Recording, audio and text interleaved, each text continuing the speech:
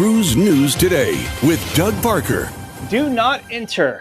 Carnival Cruise Line has reiterated its firm stance on its luggage drop-off policies on embarkation day, confirming that this benefit is only available to select guests. You cannot put your luggage in your cabin until 1:30 unless you are any of those levels. Diamond, platinum, if you're staying in a suite, or have fast to the fun. Carnival's brand ambassador John Heald there. Now, despite rumors suggesting otherwise, Heald clarified that no passenger can drop off their luggage in their cabin before 1:30 unless they meet the mentioned criteria.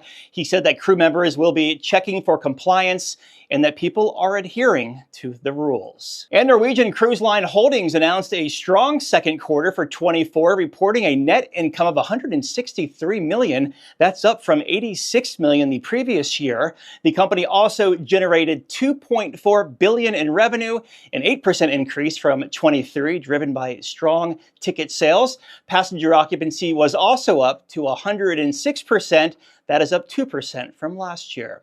And plans for a fifth cruise ship dock in downtown Juneau advanced Monday night after the Juneau Assembly backed a state ruling allowing the project to proceed despite health and safety concerns raised by local activist Karla Hart. Now, the property, which used to be owned by NCL, was given to an Alaska Native Village Corporation a couple of years back.